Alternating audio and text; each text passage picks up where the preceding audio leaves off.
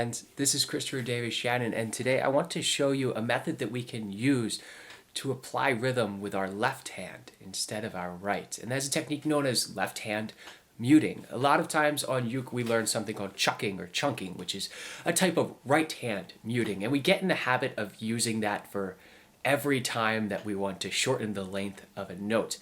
And while it does have its place in many types of music, using left hand muting can sometimes be more efficient and more effective depending on the context. So in this video, we're going to look at 3 different ways to apply that concept, ending with a little bit of that tune, "I'll See You in My Dreams," that I just played. Let's get started. The basic premise of left hand muting is fairly simplistic. We want to stop the sound or the vibration of the strings using our left hand. And you may be asking yourselves why this works better sometimes than chucking or other types of right hand muting techniques. And it's not that it's always better. There are applications where either could be better than the other. So as always, it depends on the context of a song as to which muting technique we will apply.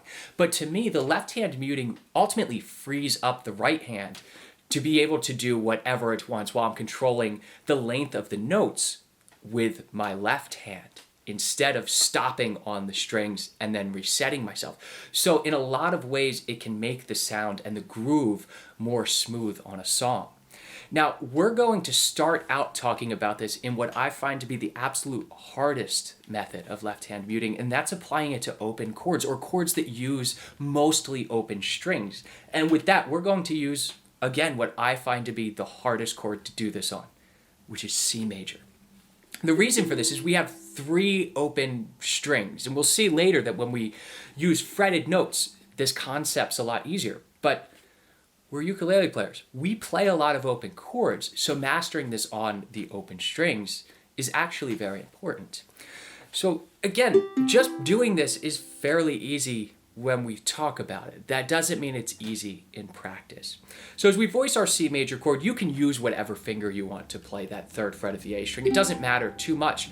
But what we're going to do is we're going to use the other fingers to stop the vibration of the strings. And the first thing we really need to do is get our hands used to what this sounds like and what it feels like to make that sound. And then we can start applying it in a rhythmic context.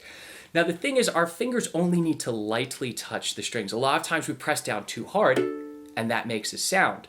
We just want to lightly touch the strings. I'll use 2, 3 fingers, sometimes 1. It depends on the chord that I'm playing. For C, I like to use 2. And what I'm also doing is releasing the pressure on the 3rd fret of the A string. So let's try this. And what we're going to do is just make the C chord a quarter note, and then we're going to rest for 3 beats. And we're just going to repeat this. Now remember that when a note's a quarter note, it is 1 full beat. So we also don't want to stop prematurely and go 2, 3, 4. No, we want that C chord to be the entire length of the beat. 1, 2, 3, 4. 1, 2, 3. Let that chord ring out for its full value as well. So let's try this together.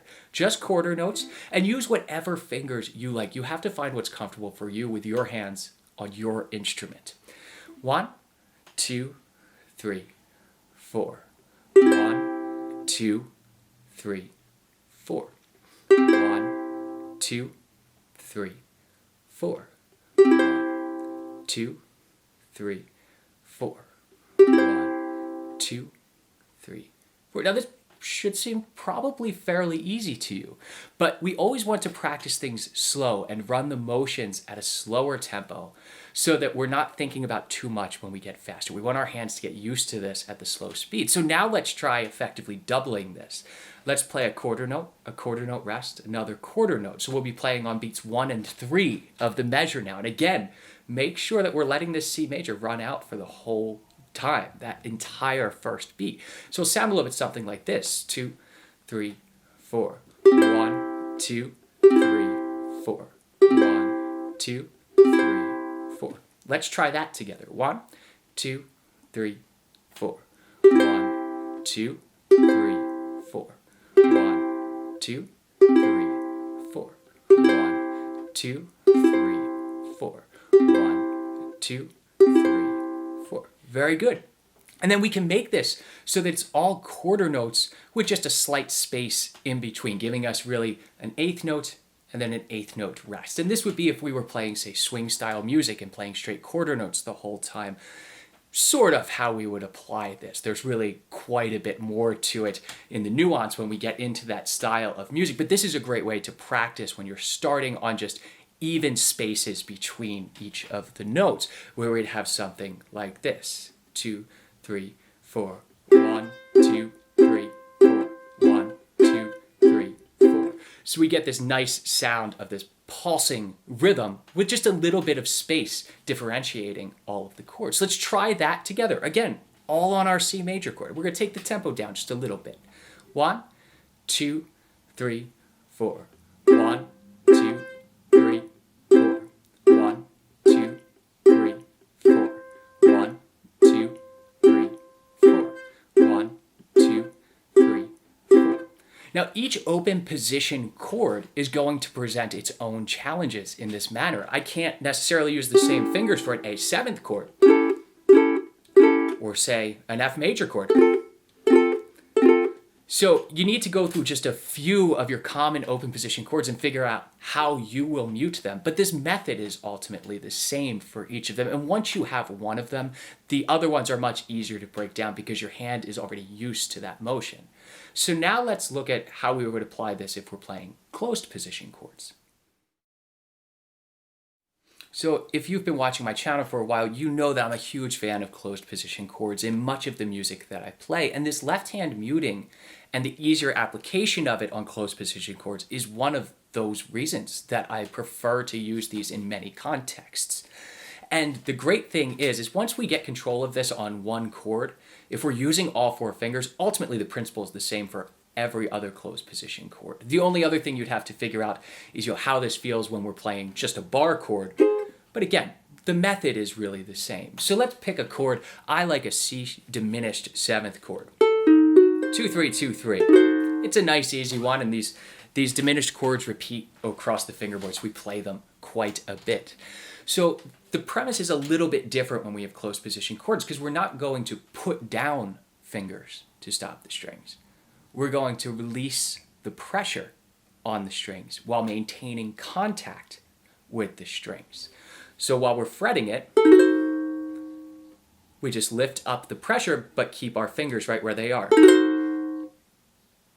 And that stops the sound. And then the motion is very small that we have to do to get back to it. So let's do exactly what we did with the open position chord. Let's do this as a quarter note and then 3 beats of rest. So we have our hand have time to be able to get used to this new feeling. 1, 2, 3, 4. 1, 2, 3, 4. 1, 2, 3, 4. 1, 2, 3, 4. 1, 2, 3, 4. And I bet if you've played this diminished chord before, that this is probably a heck of a lot easier than doing it on a C major chord, isn't it? It's much easier when we have all of the fingers involved. It's just less motion. It's a more efficient way to use this. So let's do the same thing, but now let's play beats 1 and 3 as we did previously, and we'll have a rest in between each of them. 1, 2, 3, 4. 1, 2, 3, 4. 1, 2, 3, 4. 1, 2, 3, 4. 1, 2, 3, 4. And then we can do the same exact thing with pulsing these quarter notes. And this is a portion of what we call La Pompe in Manouche style jazz, or Django Reinhardt's iteration of jazz music, or the pump. And that's actually referring to what the rhythm guitar players were doing back then, which was pumping the chords on the fingerboard like this and releasing the pressure. Exactly what we're talking about with this left hand muting. That is the pump. It's just a very specific way of applying it that we're not quite going to get into here because there's quite a bit of nuance to that. But let's do this on just quarter notes. So we'll have 1, 2, 3, 4, 1, 2, 3, 4. And I always tell my students, think of this as if your fingers just touched a hot stove and you had to jump off really quick. That's really sort of the feeling that we're going for here. So let's try this just on quarter notes, still with this C diminished 7th chord. 1, 2, 3, 4.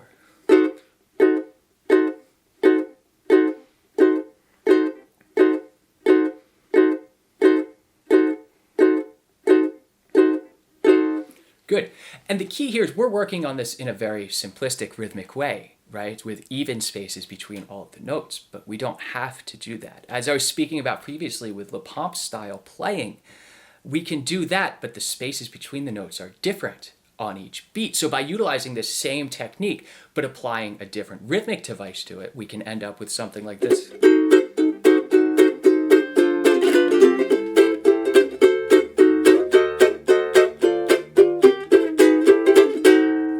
And that gives us a very different sound. But ultimately what my left hand is doing technique-wise is the same, just a different rhythm. Now you might think that this covers all of the bases, but there's actually one more cool thing we can do with this, and that's isolate individual notes within chords through left hand muting. Now this is sort of the final level of left hand muting that we get to, is having independent control over each of our fingers so that we can play any grouping of notes in the chord that we're fretting at any time. And this allows us to isolate individual notes when we're playing solo pieces, play partial chords. Sometimes we only want a 2 or 3 note voicing. So what chord we're going to use to do this is a B flat major 9, and we'll see why in a second. It's not entirely arbitrary, which would be 3, 2, 1, 3. So we can play that chord. It sounds beautiful. Now what we're going to do is we're going to take a second and we're going to isolate each and every individual note in this chord. So remember when we were fretting all of the notes and muting, we just released the pressure. But now we're going to leave the pressure down on one finger, and we'll start with the C on the 3rd fret of our A string while keeping the others muted, giving us a sound like this. All right, let's try that together. So we're just resting the strings in the shape. We're ready to fret this if we need to, because maybe we'll want to play a chord in the middle. You know, we have that option now available to us. But let's try this just with this C for the moment. So we're still going to voice the whole chord, but just release pressure with the 3 fingers on the left hand. 1, 2, 3, 4. Just let that C ring out. Let's try the same thing, but we're going to play the F on the 1st fret of the E string now, and none of the other ones. And you'll find that each of these present their own challenges. This is a little bit of a mind teaser for your fingers. So let's try just the F now on the 1st fret of our E string. 1, 2, 3, 4.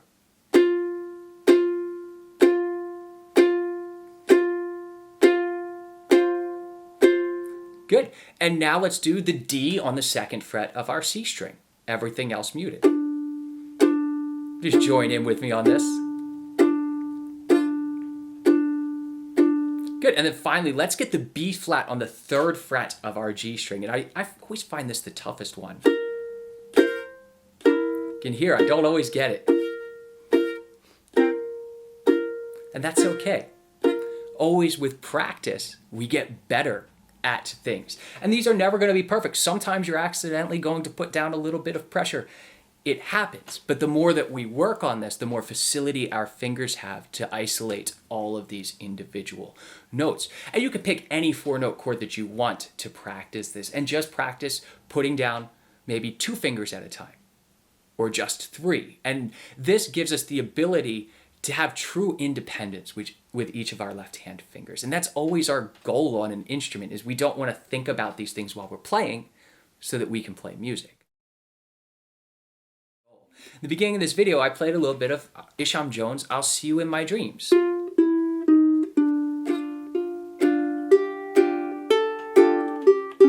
That first chord voicing should now look pretty familiar to you. It's that B flat major 9 is what I'm voicing, and I'm isolating individual notes in here to get the melody to come out.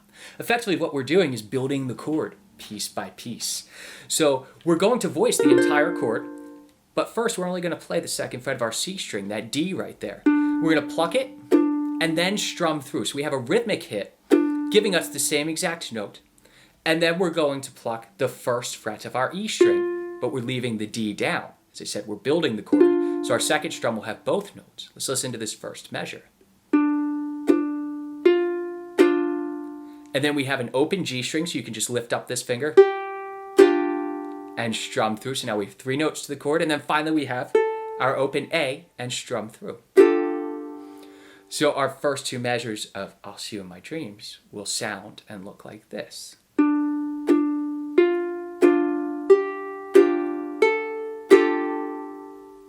Now we can add this little walk down in the beginning as well. It goes F, open E, E flat on the 3rd fret. And then we're into our muted passage.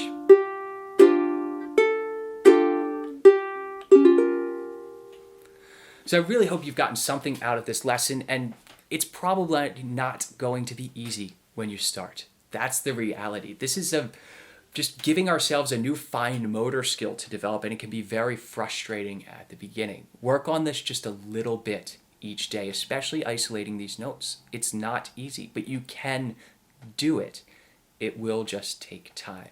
If you like this arrangement of I'll See You in My Dreams, I have this over as a full lesson over on my Patreon page with the tabs and all that jazz, and also tabs to go along with this lesson if you'd like to have a principle to go along with these videos.